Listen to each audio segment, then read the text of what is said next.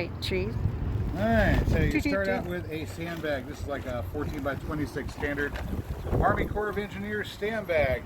Sorry about the wind. You can get these fairly cheap. You can get these one heck of a lot cheaper than cloth pots. Ah, I follow.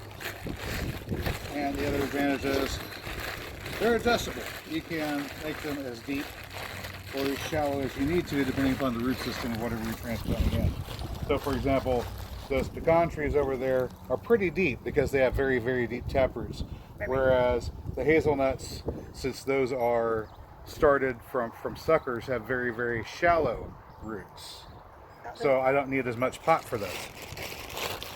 This allows me to use the same kind of pot, same dimensions, for every tree in the same system.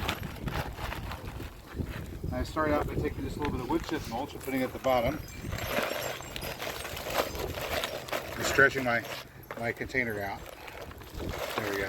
Here's a little bit of straw in there too. Nobody cares. Alright, there we go. Now if my lovely assistant would be so kind as to hand me one of those redbud trees that's over there in that tub that we just dug out. Like the one that's hanging out with its roots up in the air. That would be great. You see that one? It's kind of the roots that you just touched it. Right this there, one? Underneath your hand. This there, one? That one, yeah. Oh. Yeah, that one needs Sorry, some easy. TLC. Get it nice and wet. That one needs some TLC. Careful. All right. Okay. That's gorgeous. Okay. Good thing you labeled them this time. So yeah, early on in the season, I'll mark a tree with while it still has its leaves on, and I can readily identify it. That way, whenever it goes dormant, I can either dig it up and sell it, or I can dig it up and repot it. In this case, we're repotting because these guys are about to break dormancy, and when they break dormancy, I won't really be able to ship them as bare root trees. And you guys, I don't want to send you dirt. I don't want you paying to ship dirt. That's just silly. Dirt. Right. So I've got our tree here. We're gonna pick it up.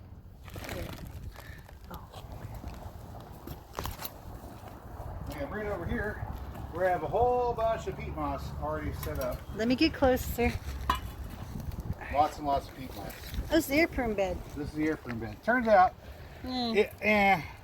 it's okay, but I wanted to go a little bit different way. So I'm just going to get some peat moss and perlite mix in here, and get that in there so the roots have something with a bit of tilth to grow through.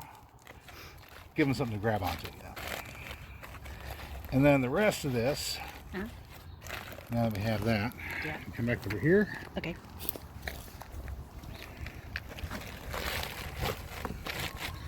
And just finish off with just a little bit more of our wood chip at the top. Sorry about the sniffles. Just like that. And now we got a tree that can come. And your freshly fertilized water. And this water is straight out of the tubs that we water the ducks in.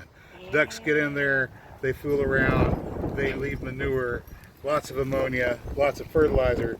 So our fertilizer is duck manure and water, just like that. And I've gone around and jabbed little tiny holes right about there on each one of these tubs. This is a dog wash, not a kiddie pool. It is a pet washing tub, as you can see from the little sign right here. So pet wash tub. I have enough room for 2 of these. Well, this is a kiddie pool over here. All right. You guys, that's a little bit bigger. Yeah. I can't fit 2 of these side by side on the sidewalk without running out of place to walk on sidewalk. But I can fit 2 of these side by side. And I can fit 12 trees in each one of these. Yeah, we can still walk. So there's 12 trees, 24 trees. I gotta get myself walking space in between, right? And then we do the same thing, repeating what this one is. We can keep on going out. And the kiddie pool is just whatever. Until we hit where that redbud tree is. Eventually I'll tear down the air prune box because I think I can get more trees, healthy trees, this way than that way. See, the problem with the air prune box. Confession time. The problem I've encountered with the air prune box is I have a hard time supplying a sufficient amount of nutrients to each tree with this large volume of peat moss that's going to be soaking up all those nutrients, right? It's a lot to have to water in. These are redbud trees. That's a redbud tree. That's a redbud tree. These are not red bud trees. These are a black pussy willow. Just hold tight. I need to get around to that.